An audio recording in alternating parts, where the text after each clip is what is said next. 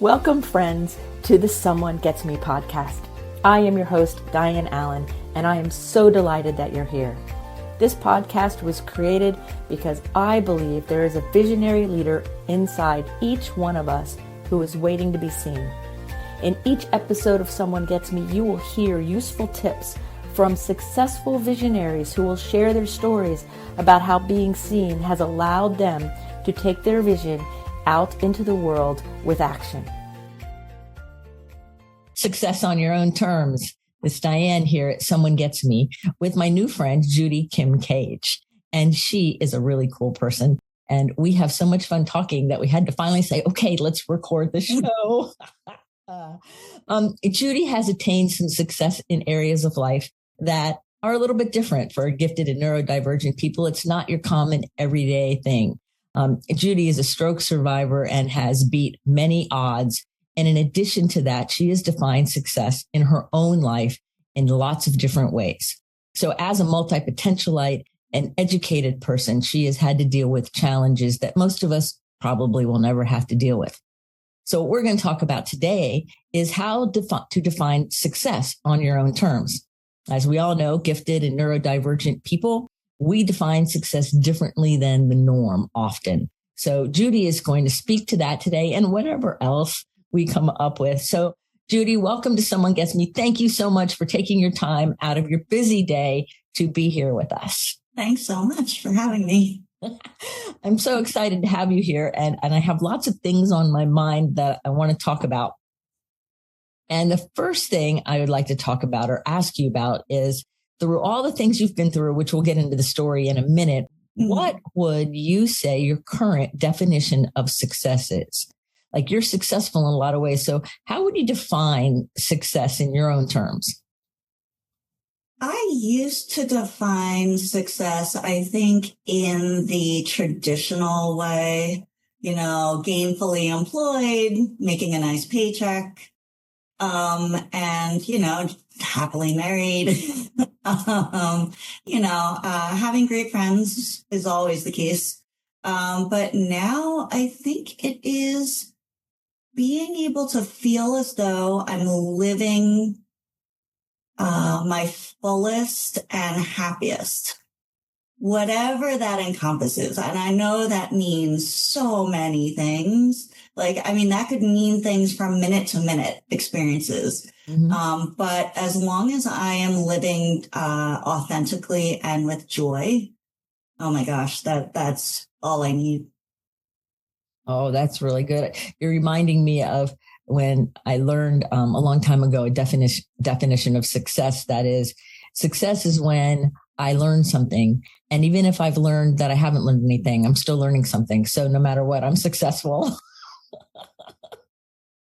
But I think I want to put joy in that spot instead of learning, yes. From what you just said, I think I want to add that because I think that's so important. Well, some things that you learn are not joyful. Right. Oh, totally. Yes.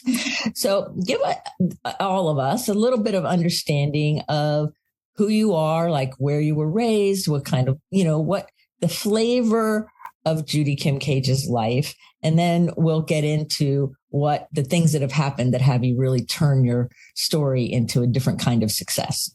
Sure. Let's see. I am 46 years old. I am a first generation Korean American. My parents came over 50 years ago. I have two older sisters. And I basically grew up feeling as though I wanted to be a success. I wanted to, I went to, a blue ribbon high school back then, a prestigious college, liberal arts, etc. And I worked very hard in accounting and finance. And I started my career as a Big Four auditor at Deloitte, normally filled with CPAs, of which I was not one. But I also hated accounting. And basically I just wanted to continue growing and being successful. I was in high school. I was a future business leader of America. I was a nerd. And I loved it. But just happily going through the process, really just kind of forging a path because, my mom was a nurse. My dad was a small business owner.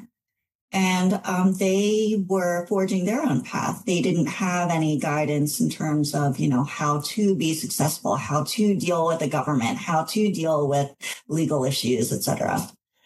So between my sisters and I, we were just kind of winging it. And I think, after time, I'd finally built up my career to a point where everything that I had done in the past kind of was brought together into this new position. And I had, what I thought been, had everything I wanted. And that is when, my body told me to slow down. And so it's interesting that you get to this place in your life where it's like, I've attained the American dream. I've attained the success, whatever you thought it was going to be at that time. Mm-hmm. And then your system, your body and your system said, oh, no, I don't think so. Yeah. That's not it. Plot twist. That, right. It was a huge plot twist. It was like, and so I think that that's so important because I think that happens for a lot of people, especially gifted and neurodivergent people, is we start striving after the thing that we're taught and trained and ingrained to go after, but it's not friendly to our nervous system. It's definitely not. And then our nervous system fights back in various ways. So share a little bit about how your nervous system fought back against you. It's like you were trying to fit into something that wasn't for you, but you didn't know it wasn't for you because you were just doing what you were taught. So the bottom line, the biggest thing that happened to me is that I had a massive hemorrhagic stroke. So I had a big brain bleed. Now that caused a number of things, but the brain bleed was a result of a brain disease, I call it, called Moyamoya, which is very rare. It's when I was diagnosed, it had 3.5 people in 1 million had the diagnosis. Now, and I like to multiply it out because I'm thinking 1 million is still kind of a small number, or 3.5 is a small number. So let's say 35 people in 10 million. Mm-hmm. And it just makes it seem, that much more tangible. So this brain disease, Moyamoya, your internal carotid arteries, they keep shrinking for some reason, still unknown. And because of that, your brain doesn't receive enough blood. And when your brain doesn't receive enough blood, the brain says, hi, we're going to change that. We're going to make our own little adjustment, and we are going to form these collateral vessels. And when you do, these collateral vessels have very thin walls. So if you have that and high blood pressure, then chances are you're going to have a hemorrhage. They're usually discovered in children. So if they can do the surgery prior to them getting too old, the collateral vessels won't form as much and they can pretty much lead a normal life. I, however, was having TIAs or mini strokes since the age of 4. And they didn't diagnose me until the age of 29. And then I had 2 brain surgeries at the age of 29. Thought, hey, I'm pretty much cured. And then it was 10 years and 1 month after that. And then because I said, I'm cured, I'm going to go work. I'm going to go travel every other week. I'm going to be busy, busy, busy. And I just said, well, hey, I've done all I can do, and I wasn't nearly as cautious as I could have been. I wasn't as rigorous with taking my blood pressure. And so I felt like before the stroke, there were two different portions of life. There was before the surgeries. So childhood of not knowing anything, but having massive headaches, throwing up and, missing school. And then there was high school, mostly okay. College, mostly okay. And then the job, age of 25, headaches started up again. Age of 29, had a massive headache with stroke-like symptoms. And then I got the diagnosis. They said, here you go. This is what you've been missing your entire life. We're going to do a surgery that takes sutures that are 1/8 the thickness of human hair and stitch your brain with it. And so I said, wow, I made it through that, trying to discover a purpose in that one segment of life, or after that, was what I thought pretty huge. And then, so I said, there's no way a stroke is ever going to happen to me now, because I've cured it. It's fine. And then I had the stroke. And just in a quick summary of post-stroke, the stroke was actually the catalyst for me discovering that I also have a chronic illness called hypermobile Ehlers-Danlos syndrome, or EDS.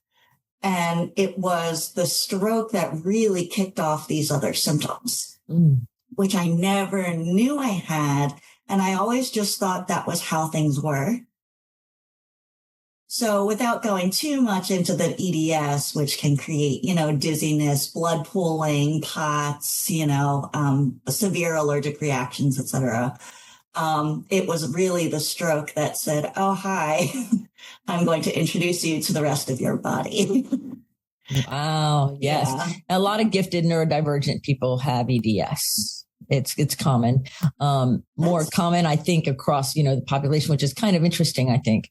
And it's great to know. Yeah, it's like a lot of people I work with have some variation. And I was just reading some research about that recently, and I was like, wow, I never thought of it that way. And then I read research, I'm like, oh, now I think of it a little differently. So you were how old when you had the stroke? I was 39 when I had the stroke. So by definition, that's a very young stroke survivor, because they call actually young stroke survivors anyone under the age of 65, which to me doesn't feel young. But I'm saying that as a very immature 46-year-old. But I had it at 39, and it was quite an experience. I lost my left side. The left side of my body was paralyzed. My arm fell out of my shoulder socket. It was actually hanging down very loosely. And I had drop foot, so I couldn't walk. I had double vision because my basically the bleed fried my optic nerve on the right side, so then my left side was out. It doubled in vision. But at the same time, the left side, my acknowledgement that my left side even existed went out the window. And so all of that combined put me in a very odd twilight zone where I was basically just thrown into an entirely different reality. I couldn't walk. I could not talk super well. My memory, kind of shot. Executive function was pretty messed up. And I was also, I lost control of my bodily functions. So the signals from my brain to my bladder, they were off timing. So even if I was able to walk, who knows, maybe a scientist one day will figure it out, but I was wetting the bed. At almost 40, to have all sorts of your reality shifted. Right. Right. But I went through rigorous physical, occupational, and speech therapy, and a lot of spontaneous recovery, which then led me to recovering. I mean, I was walking out of there in 3 months. And I decided I was so insistent on coming back to work. I said, I want my life back so much. And I was so stubborn. I said, there's no way I am not going back to work. There's no way I'm not going back to this life that I had worked so hard for. And so, I took on more therapy and I said, okay, well, I did a round of outpatient therapy. And then in June, I decided to go back to work. Of that year, it was January of 2019. And in June, I went back to work and I hopped on an airplane and I went back to Columbus, Ohio. And I said, all right, I'm ready. Let's go. And because that was my definition of success, that was my identity at that point, was everything I had built up to that point. I said, I am finally good. Right. So work and all that you can accomplish was your identity. Yes. And then you spent those 6 months post-stroke working really hard to gain that identity back. Absolutely. So when did you start realizing that your definition of success as a gifted person, as somebody who's just been through this major situation, when did you start realizing that was shifting? Or was it one of those epiphany aha moments, or maybe a combination? It was mostly a combination, really. But, I think it was the chunk of time that it took gaining the time back, being able to go from saying, oh my gosh, I'm only allowed to work 4 hours a week. But when I work 4 hours a week, it's so much harder than I ever thought it was going to be. Mm-hmm. And then when I started coming back, and seeing people more often, and also sitting in an office more often, with the fluorescent lights coming down and feeling all the sensory inputs that I never had to pay that much attention to. Now they're flooding me.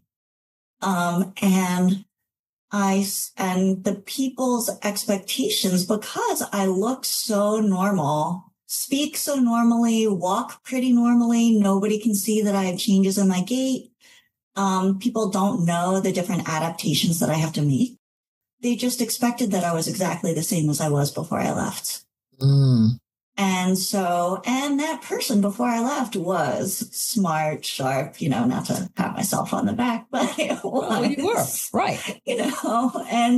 And so I made the decision of not telling anyone who didn't need to know that I had had this stroke, that I had almost died, because I didn't want them to judge me for something that I had, in a job that's so competitive, that's, that doesn't really like seeing errors, is that, pretty much you're expected to not make them. Right. So I said I didn't want this held against me.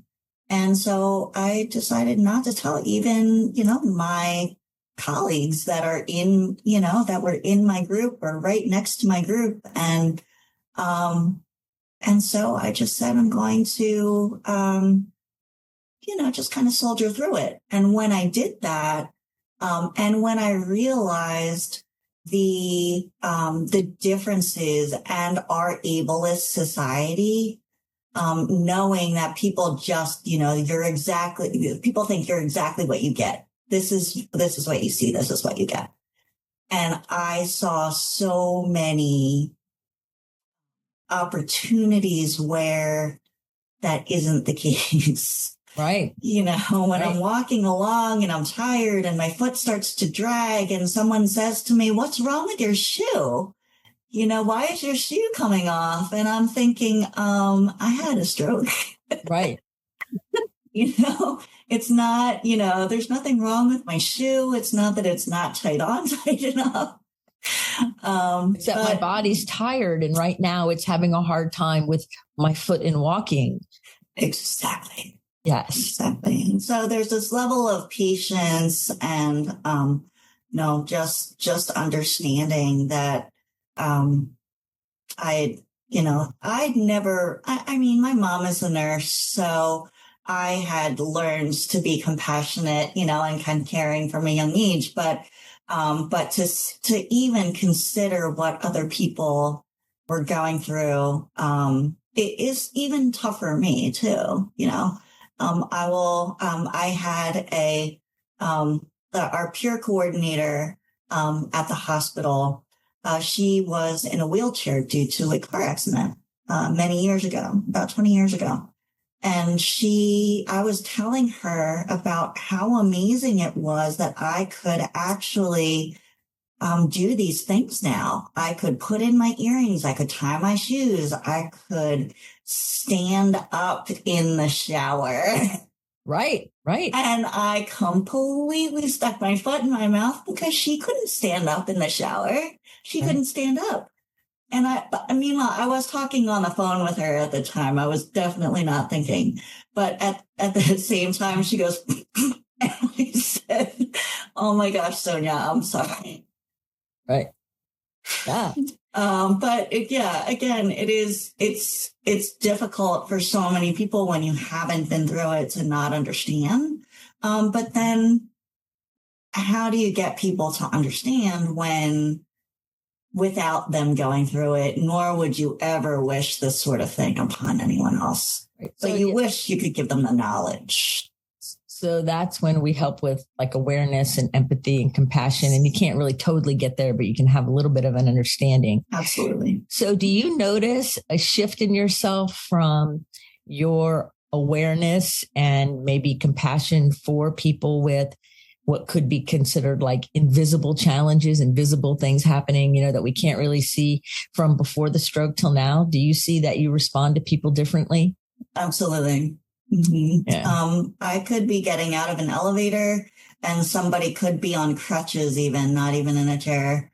And I just think, like I'm in no rush, please just go, or just trying to accommodate, in the little ways, thinking, gosh, it kind of gives me a little selfish flashback thinking I was in a chair.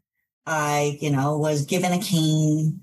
I am lucky, very lucky that I do not have to use either of them. But, I try to make other people's lives easier when I say it. Yes. So part of your process, from what I read your manuscript, and you guys, Judy has a book that I think is already out on Kindle that's getting ready to come out, and in a paper book. And I started reading the manuscript, and it's absolutely amazing. And one of the things that I really loved about it was when you were talking about like the whole resistance piece and how there's all these things, and then how you had to keep persisting in order to go back to work in 6 months. But even just past that, that I kind of call it that tenacious spirit. Like, okay, I'm just going to keep going at it. Watch me, watch me be successful, even when people may not get it. So what do you think it is about you, the woman, that is like, can be so persistent that even when resistance was showing up and stuff was happening, that you kept driving toward this goal, that you've shifted what your definition of the goal is anyway. But what is it about you, the qualities about you that have really fed that persistence? Well, for one, I am ridiculously stubborn. The more I interact with my parents as I grow, I definitely see where I got that from. Love you, Mom and Dad.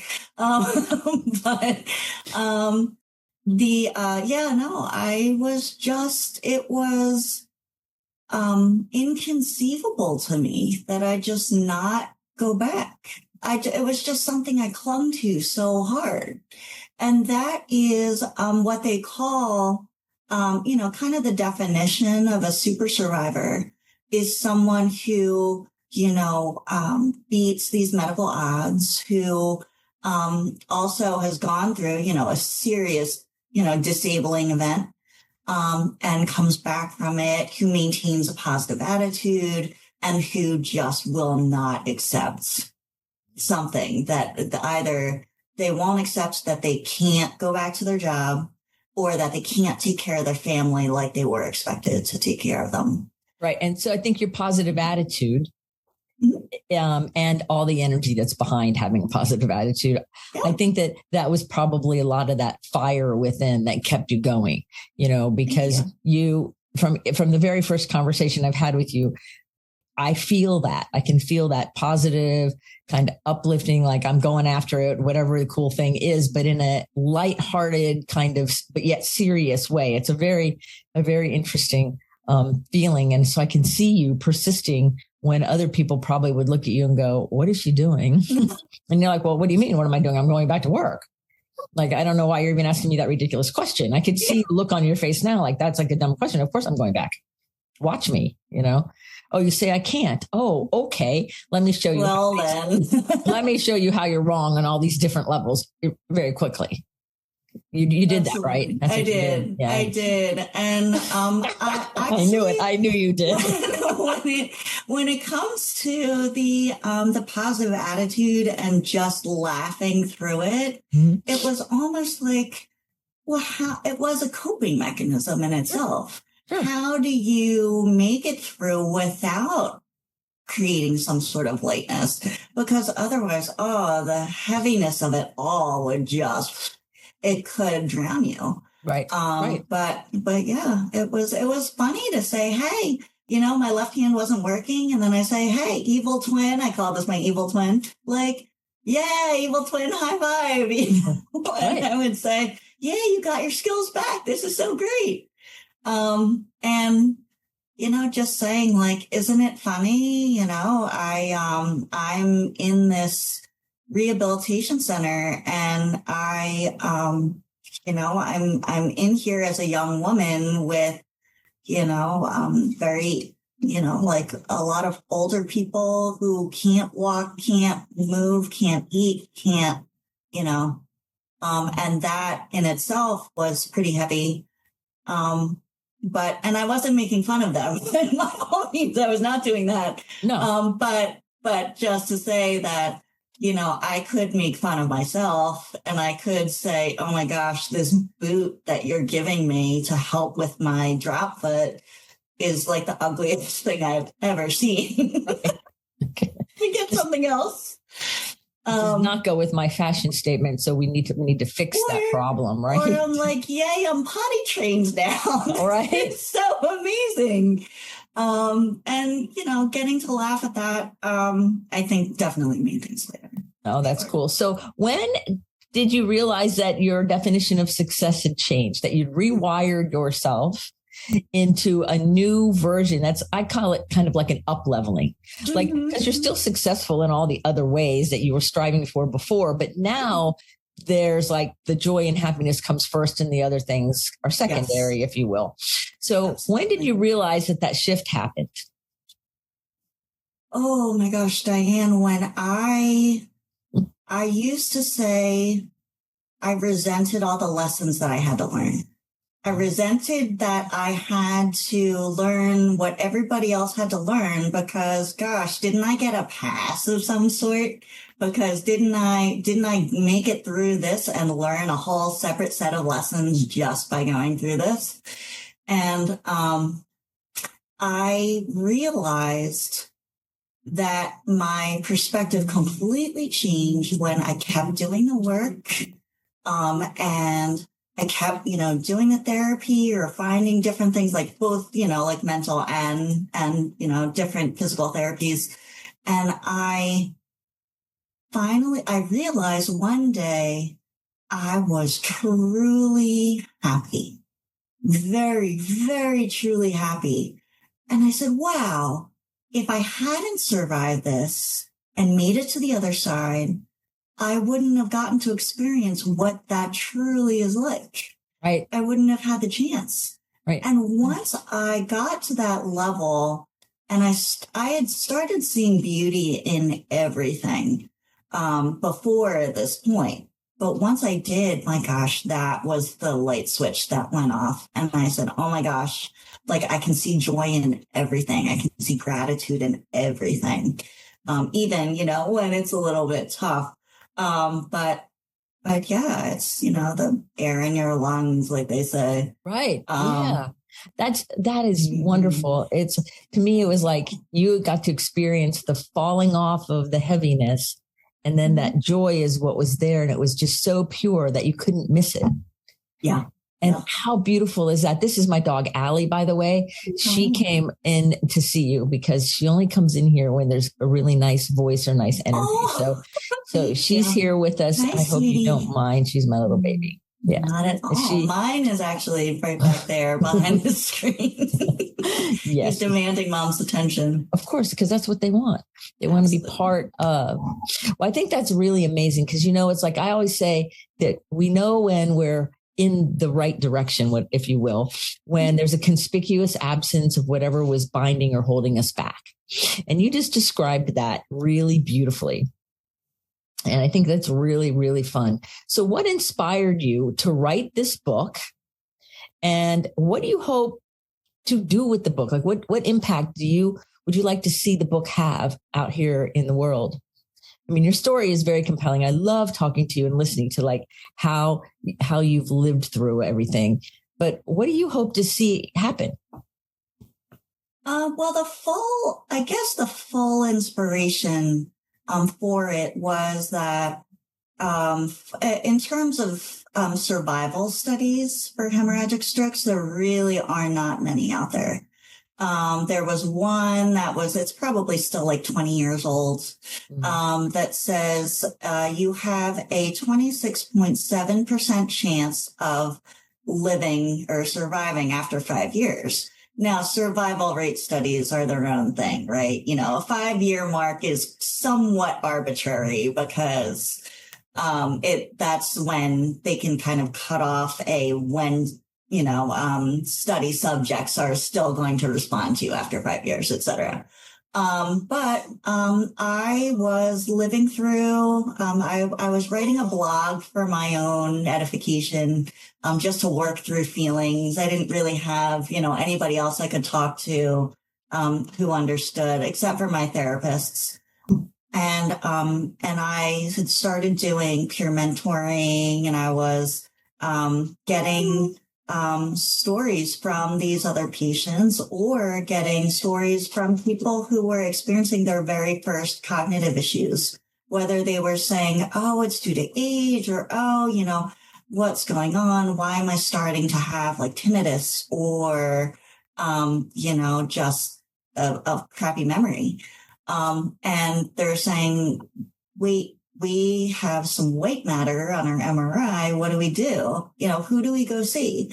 Do you, Judy, since you have been through this massive stroke, do you have all the answers to the universe? Can you tell us the shortcut that we can get to make a neurologist wait less than 6 months to get into? I'm like, I don't. Right. And the answers I give you are not going to be the answers that you want. But, I made it past the 5-year mark. I said, wow, okay, so I did it.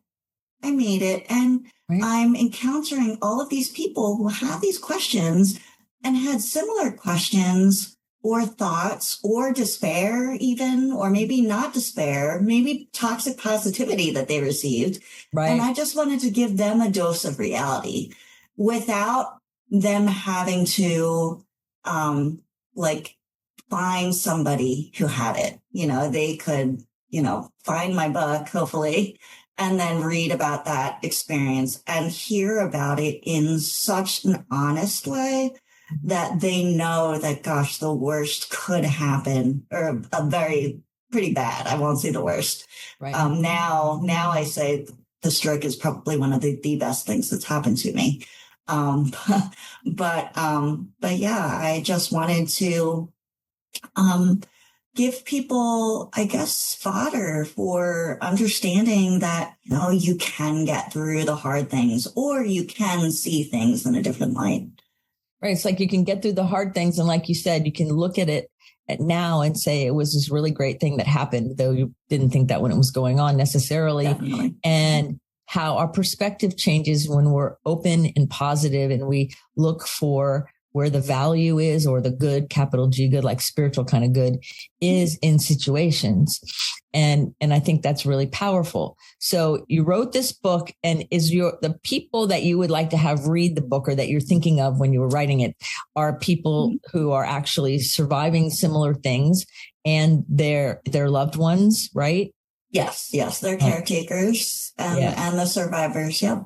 I think that's really important, because I think being the caretaker or the family member is harder than being the patient. And, I've worked a lot and have for most of my career with substance abuse and all different kinds of medical things with people. And the person that we're treating, I used to say all the time when I was running treatment centers, the person with the medical record has issues and has things to work on, whatever they would be. Mm-hmm. But the family members have a harder job, because they are dependent on the person who's got the medical record to do or not do, or whatever's going to happen over here. And so they have a level of powerlessness over the greater situation, which for me, that's the harder role often, because you can't control, but you want to be there. And there's all these feelings about it. So I think your book is a really nice bridge for some of the people who are feeling that kind of, I don't know, I'm powerless. I shouldn't be powerless, but what do I do? And all of those things from someone who was the person in the position, not just some random person who goes, well, I'm a mental health counselor. Let me tell you what to do. I can tell you what to do because I lived it. And I think that there's great value in that. So I'm really, really grateful that you wrote this book for people so that they can start to understand and then possibly digest some things that are very valuable for their life and their loved one's life, or anybody you might run into, There's actually a nice bit of perspective from my husband as well, who was my primary caretaker. And we've had this conversation over years, for starting 6 months after the stroke, when I finally asked him what things were really like, because I didn't completely remember. And I said, wow, I was really mean to you sometimes, wasn't I? Or, I said, I was kind of like, oh, shush, and I was all nice to the nurses, though. He said, yeah, but, like, who do you, quote unquote, unmask with, or who are you real with? That's the people who love you and who care about you and who will still be there as your safety net. But, you just present nicely to the people who take care of you physically. Well, because on some level, you knew those people who were taking care of you physically, you were dependent on in a lot of ways. And so no matter how sick we are or how out of it we are, we can often discern that, Yes. That's really amazing. So is there anything that you wanted to talk about today? I'm watching the time a little bit because I want to be respectful of your time, but is there anything that you wanted to talk about today that I haven't mentioned? Now, everybody, you can find Judy's bio, how to hunt her on social media, which I love it when you guys do that, and also how to get her book. And so you may want to get it for yourself or somebody else that because I think it's really powerful. Her story is amazing. I'm about 3/4 of the way through it, and I really am enjoying reading it. And I find a great power in it. And I'm really grateful that you wrote this book and you're bringing it to the world. I think it's a great gift. But is there anything that you wanted to mention or talk about that I haven't asked you about, or something on your mind now before I have 2 final closing questions before? Just say one of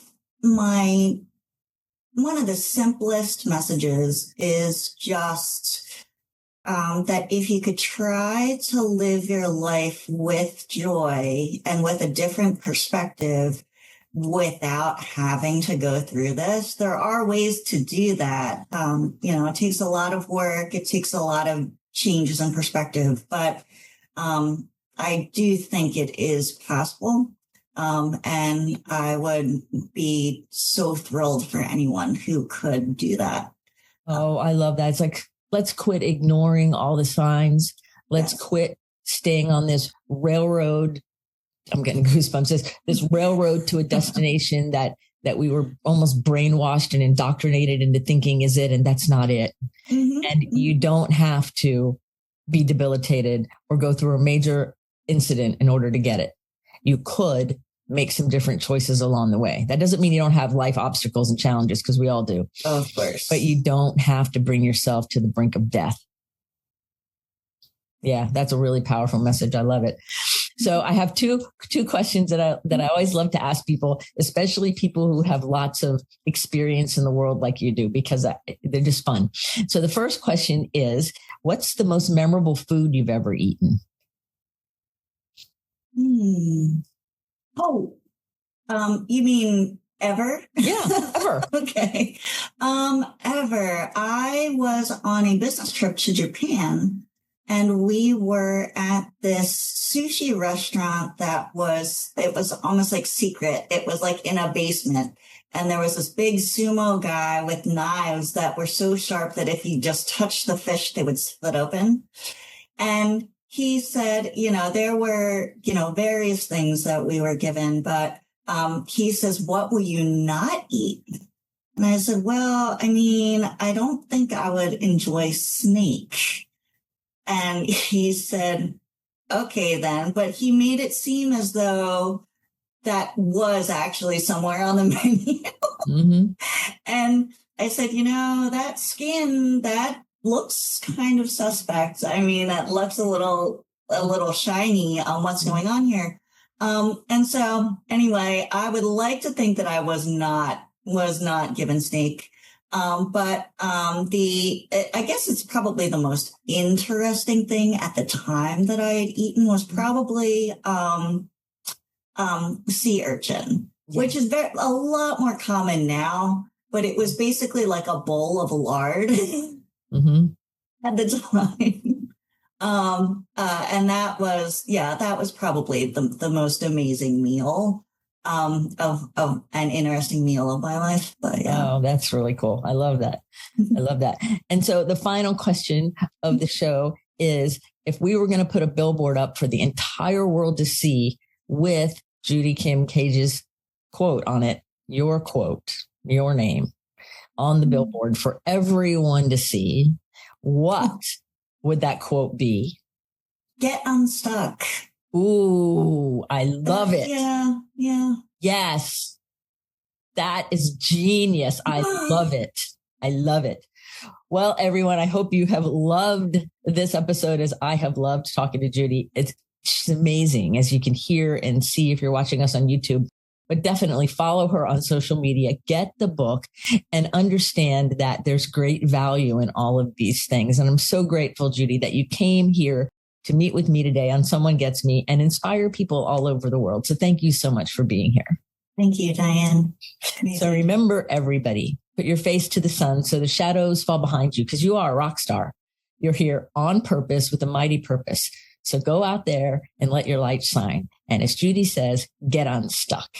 Until the next episode of Someone Gets Me, this is Diane and Judy saying, be well. Thank you for listening. I trust you gained some valuable inspiration and information. Please join me and other visionaries in the Someone Gets Me Facebook group. Or for more information on my services and additional episodes, visit someonegetsme.com. Again, thanks for listening.